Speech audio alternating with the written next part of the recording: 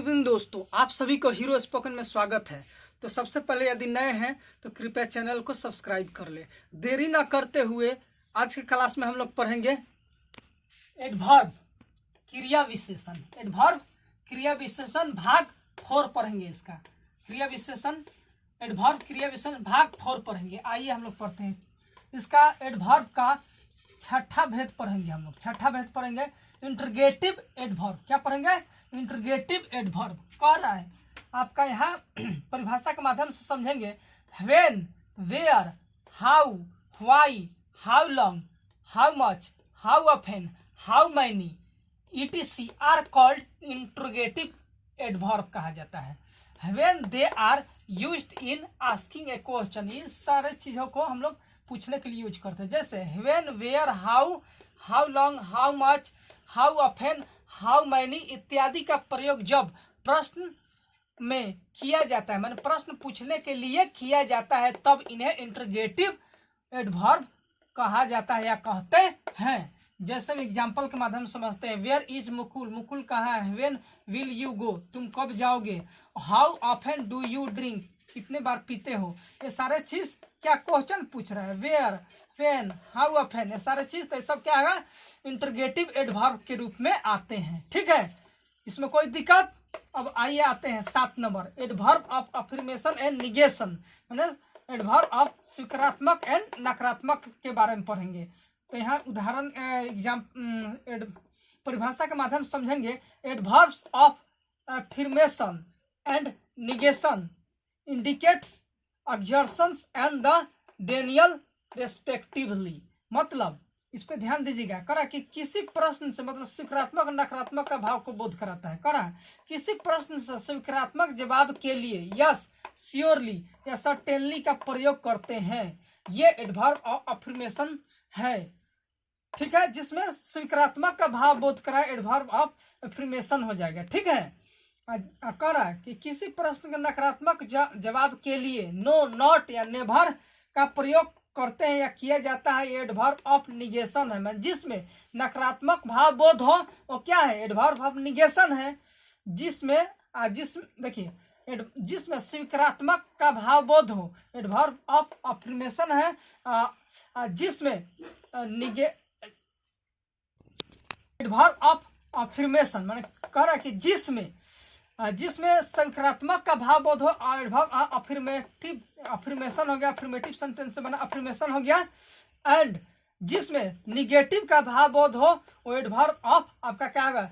Negation हो जाएगा। तो इसीलिए हम लोग यहाँ पे ध्यान देंगे। एग्जाम्पल के माध्यम से सीखेंगे। I do not know him, मैं उसे नहीं जानता हूँ। तो एडवर्ब ऑफ निगेशन हो गया आपका। आइए, श्योरली यू आर रॉन्ग, बिल्कुल तुम क्या हो? क्या रॉन्ग हो। तो ये आपका एडवर्ब ऑफ अफर्मेशन हो गया, ऊपर एडवर्ब ऑफ निगेशन हो गया। ठीक है, यहाँ तक जहाँ तक उम्मीद करता हूँ कि आपको कोई दिक्कत नहीं होगा।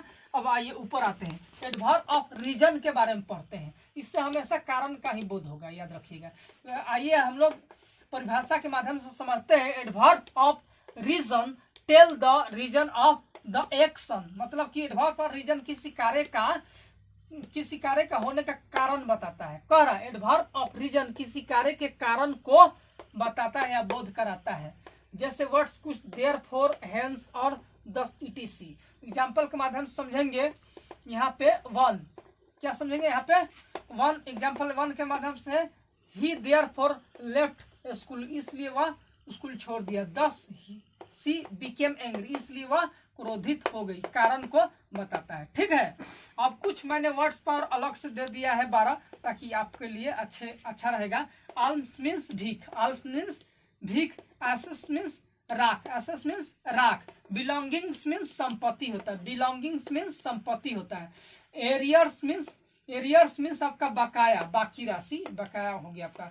ब्रीचेज मीन्स जंघिया, जो अंडरवेयर जो होता है वो, ब्रीचेज मीन्स जंघिया। ठीक है, टाइडिंग्स मीन्स समाचार, टाइडिंग मीन्स समाचार, टाइडिंग मीन्स समाचार। वर्मिंग मीन्स कीड़े मकोड़े, वर्मिंग मीन्स कीड़ा। फर्नीचर मीन्स आपका उपस्कर या असबाब के सेंस में आता है उपस्कर। ठीक है, उसका हिंदी फर्नीचर का। अब आइए एक्सपेंडिचर का आता है, एक्सपेंडिचर का खर्च, एक्सपेंडिचर का खर्च। इशू, इशू का मतलब संतान, इशू मीन्स संतान, इशू मीन्स मुद्दा हो जाता है, ठीक है। ऑफस्प्रिंग का मतलब भी होता है वंश या संतान, वंशज। ऑफस्प्रिंग का मतलब वंशज या संतान के रूप में ही आता है आपका। रिमेन्स मीन्स अवशेष, अवशेष या बाकी, रिमेन्स मीन्स अवशेष या बाकी के सेंस में आता है। तो जरा अच्छी तरह से जिम करके आप ले लीजिएगा, ताकि मेरे दोस्तों, मेरे बच्चों, मेरे साथियों, मेरे स्टूडेंट, किसी को दिक्कत ना हो। और चैनल पे बने रहिएगा, हीरो स्पोकन के माध्यम से आपको पढ़ाया जा रहा है। तो मैं कहना चाहूँगा, यदि आप मतलब कि नए हैं तो टोटल वीडियोस में आप जाकर, ऑल वीडियोस में जाकर जो वीडियोस आप देखना चाहते हैं आप देख सकते हैं। बहुत ही बेहतरीन बेहतरीन वीडियो डाला गया है यूट्यूब चैनल हीरो स्पोकन पे। जो अच्छा लगे आप देखिएगा, लेकिन रेगुलर देखिएगा। जितने सारे videos line by line regular देखिएगा। आपको कहीं भी ट्यूशन और कोचिंग करने का जरूरत नहीं है, फ्री ऑफ कॉस्ट पढ़ाई मिल रहा है। तो फिर किस लिए आपको पैसा लगाने की जरूरत है? कोई जरूरत नहीं। और मन लगा के पढ़िए और मम्मी और पापा का सपना पूरा करें। ओके, यदि आप चैनल पे नए हैं तो कृपया सब्सक्राइब करें, लाइक करें, कमेंट करें और शेयर भी करें। तब तक के लिए जय हिंद, जय भारत।